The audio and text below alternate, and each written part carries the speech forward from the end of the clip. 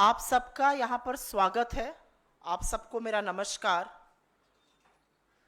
आप पहले एक वीडियो देख लीजिए और उसके बाद हम अपने वक्तव्य की शुरुआत करते हैं।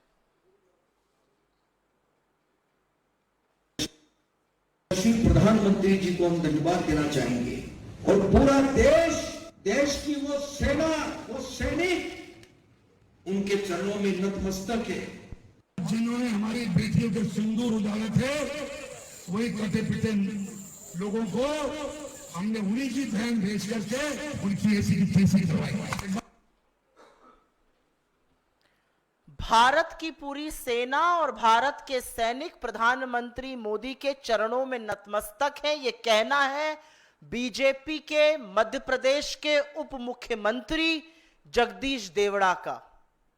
और उसके बाद तो आपने सुना ही, जो बीजेपी के दूसरे शिरोमणि हैं, मध्य प्रदेश के ही मंत्री विजय शाह, उनकी घिनौनी बात कर्नल सोफिया कुरैशी को सुनकर पूरा देश आज भी स्तब्ध है। और उसके बारे में हाईकोर्ट ने क्या कहा उसको साझा कर देती हूं।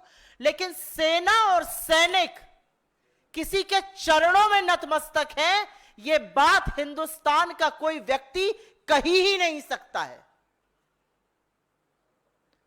जिस सेना के शौर्य और पराक्रम के आगे पूरा देश नतमस्तक है, जो सेना हमारी सरहद से लेकर हमारी भूभागीय अखंडता, हम सबकी सुरक्षा सुनिश्चित करती है, जो जब जब देश पर संकट आता है, इस बार भी जब पहलगाम का आतंकी हमला हुआ तो दुश्मन को नाकों चने चबवाने का काम जो सेना करती है, जिसने पाकिस्तान में घुसकर आतंकी कैंप निस्तो नाबूद किए, जिसने पाकिस्तान की रूह कपा दी, उस सेना के लिए कहना कि वो सेना किसी के चरणों में नतमस्तक है, ये पाप है। और ये पाप बीजेपी के लोग, बीजेपी के उप मुख्यमंत्री, उनके वरिष्ठ नेता लगातार कर रहे हैं। हमारी सेना ने हर बार दुश्मन को धूल चटाने का काम किया है और इस बार भी इतनी आक्रामक कार्रवाई की कि पाकिस्तान के पैर कांप गए, उनकी रूह कांप गई। एक ऐसी सेना जिसके लिए इस देश के हर व्यक्ति के मन में सम्मान है, आदर है और पूरा राष्ट्र कृतज्ञ है कि हम शांति से, हम सुरक्षा से, हम आराम से इसलिए रह पाते हैं क्योंकि हमारे जाबाज सैनिक इस देश की सुरक्षा करते हैं।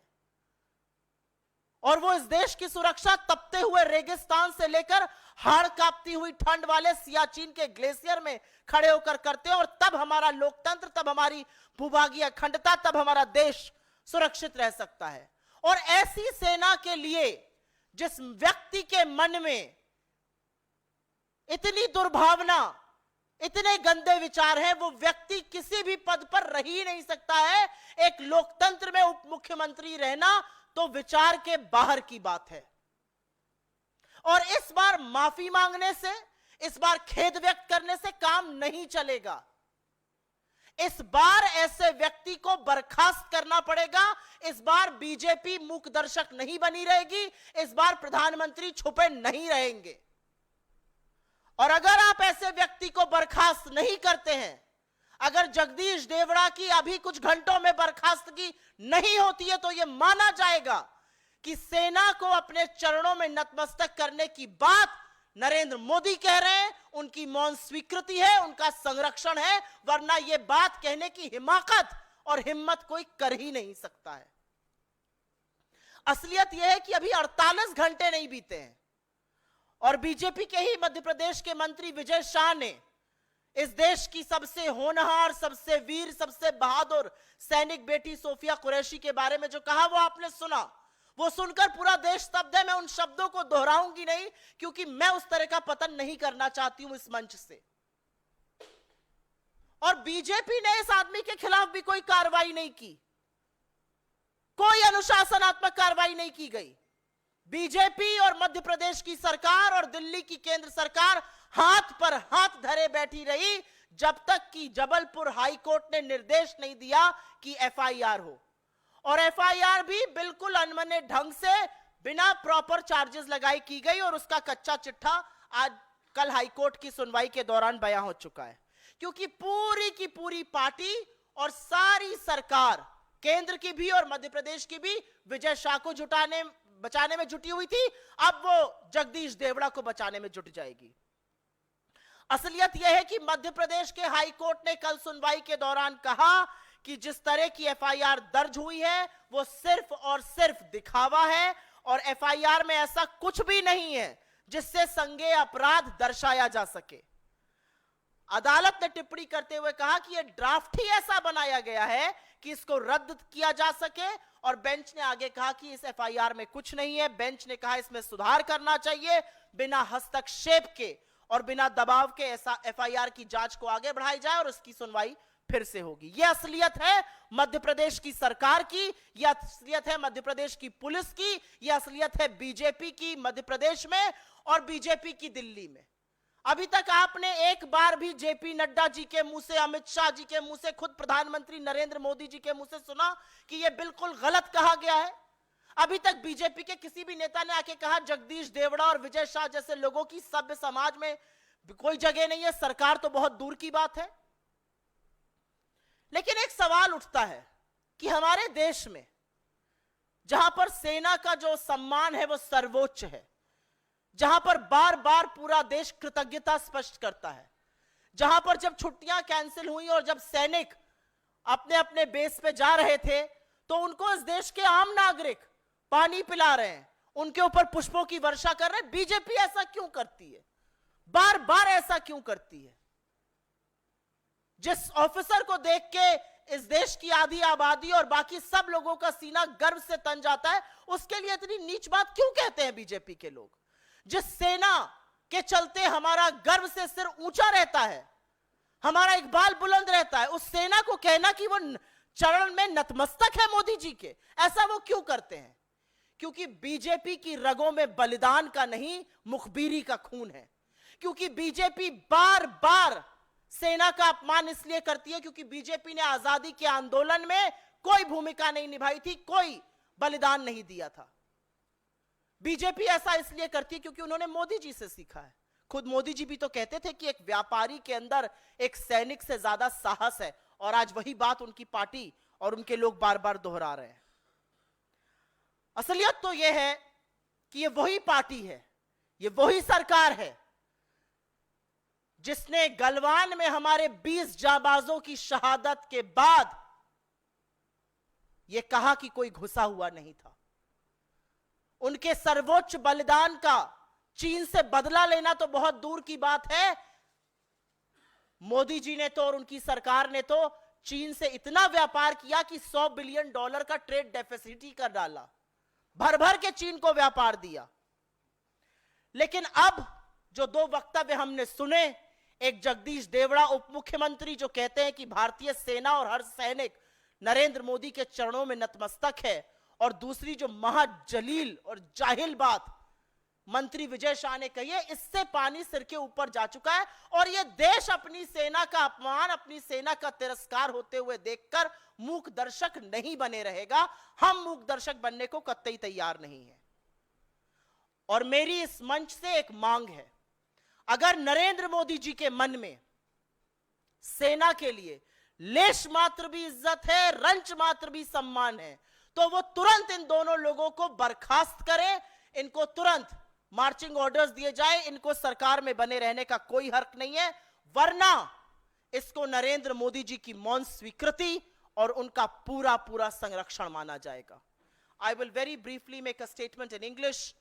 You've just heard the two videos where the Deputy Chief Minister of Madhya Pradesh BJP, Jagdish Devada, says that the entire Indian army and our brave soldiers are bowing at the feet of Narendra Modi. Can you imagine any single Indian ever saying something as blasphemous and as brazenly shameless as that? The entire country is grateful for what our armed forces have done. Our armed forces have consistently taught a lesson to our enemies. Our armed forces divided Pakistan into two. We have always given a befitting reply in 65, in 71, in 99, and even after the Pahalgam terror strike. Our armed forces taught Pakistan a lesson, brought Pakistan to its knees. Our armed forces consistently have destroyed camps of terror in Pakistan. And to then say that these armed forces are lying at the feet of Narendra Modi is a brazen violation of what this country feels for our armed forces, which is absolute respect. We honor their valor, we honor their supreme sacrifice, and our heads bow as far as our armed forces is concerned. The reality is that these armed forces protect not just our borders, but they also protect our territorial integrity. They are the ones because of whom our people live safely and because of whom we work the way we do. They guard us from the glaciers of Siachen to the deserts of Rajasthan. And to then be told that they are bowing before and actually at the feet of Prime Minister Narendra Modi is an insult that no Indian is willing to take. We will not take this lying down, and we demand from this platform that Mr. Modi should immediately sack not just the Deputy Chief Minister of Madhya Pradesh, Jagdish Devada, for making the brazen statement that he has made, and if he fails to do so, we will be forced to believe that this was said with his permission, this has his patronage. The reality is that Vijay Shah, the other minister from Madhya Pradesh, who insulted one of India's most decorated soldiers, Colonel Sophia Qureshi, and the BJP has done zilch against him. Not a single question asked. No, absolutely nothing done against him. The government of Madhya Pradesh and the government of Delhi kept sitting as mute spectators unless and until the High Court in Jabalpur asked for an FIR to be filed, of which a mockery has been made, and the Jabalpur High Court has taken very strong cognizance of an FIR which hardly has any charges, and they have categorically stated that there is nothing in this FIR which will stand the test of law. Go back, amend the FIR without fear or favor, and come back to us. This is the reality of how the BJP treats our armed forces. This is how the BJP treats our soldiers for their valor, for their courage, and for their sacrifice. But why does the BJP do so? Because the BJP had absolutely zero role in our freedom movement. They have made no sacrifice whatsoever. They boycotted the Indian tricolor for 53 years, and which is why it comes naturally to them. Do you not remember that the Prime Minister saying that a corporate in India, a trader in India is braver than Indian soldiers? And that's where the BJP's ideology flows from. I hate to say this, that forget about avenging the supreme sacrifice of 20 of our brave hearts in Galwan. We have continued to do business with China.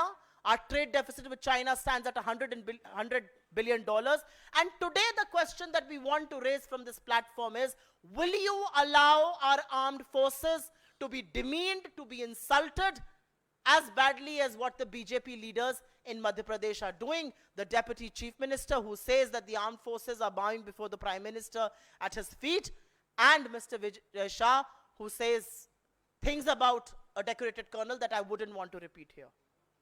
And if these people are not sacked, if these people are not removed from their positions immediately, we will be forced to believe that all of this is being said with the permission and the concurrence of the Prime Minister, and both these people enjoy the supreme political patronage of the BJP, including Narendra Modi.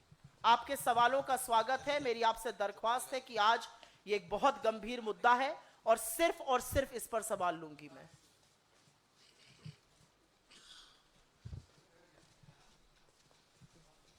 इसी पर जी आप लोग मांग कर रहे हैं इस्तीफे की, लेकिन मध्य प्रदेश के मुख्यमंत्री ने कहा कि जब कोर्ट अपना काम कर रहा है, कार्रवाई चल रही है, तो इस्तीफे का सवाल कहां से आता है। आप लोगों ने प्रोटेस्ट जरूर किया, लेकिन मध्य प्रदेश के मुख्यमंत्री ने साफ कर दिया कि इस्तीफे का क्या सवाल है।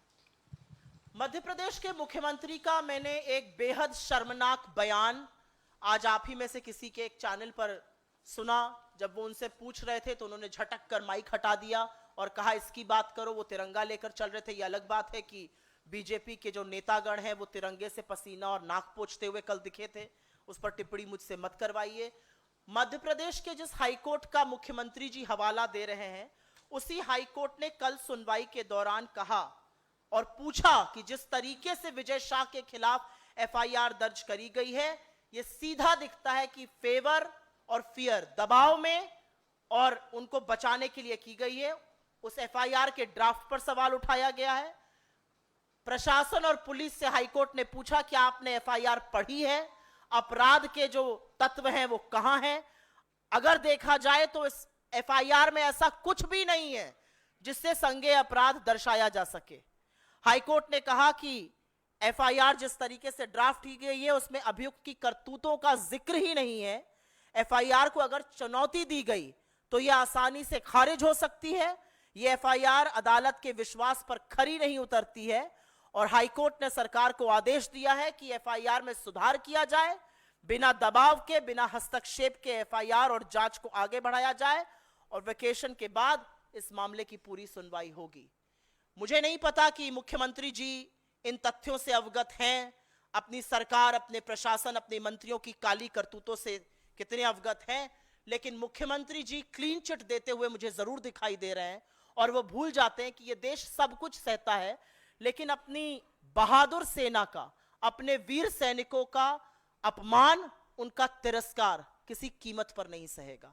और अगर आपकी नाक के नीचे ये हो रहा है तो आप उस तिरंगे को पकड़कर चलने के हकदार नहीं हैं।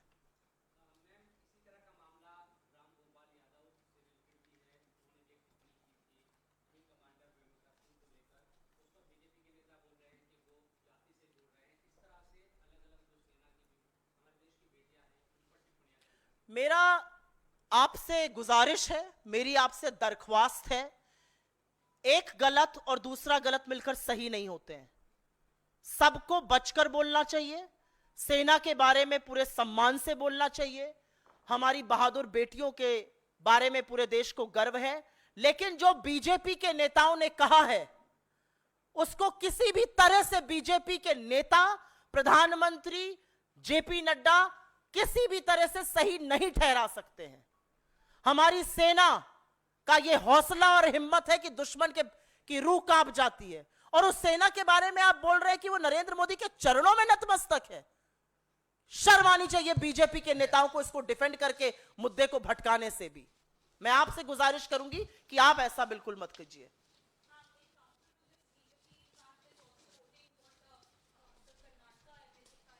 Congress MLA had said, because he has also stated that it was basically a show off and nothing was being done there. Do you believe there is a counter for this? I'm asking you. All of you are journalists here. Can any one of you put your hand up and say that there can be a counter to the statement कि भारत की सेना और सारे सैनिक नरेंद्र मोदी के चरणों में नतमस्तक है? Can there be a counter to this? So why even put that forward? The BJP is trying to wriggle out of this. Please don't create a controversy when none exists. Don't look for alibis. Do not look for excuses to dilute this down. This is blasphemous. This is brazen. और अगर ये देशद्रोह और राष्ट्रद्रोह नहीं है तो मैं पूछना चाहती हूं देशद्रोह क्या होता है। मेरी आप साथियों से गुजारिश है कि बीजेपी जो कहती है कहने दीजिए, लेकिन इस मामले को कमतर आंकने का बिल्कुल भी दुस्साहस कोई ना करे और बीजेपी तो कतई ना करे। भारतीय सेना के नतमस्तक होने की बात हमारे दुश्मन नहीं करते हैं और बीजेपी का उप मुख्यमंत्री कर रहा है। यह कैसे बर्दाश्त हो सकता है? Only this, only this. बहुत बहुत धन्यवाद आपका।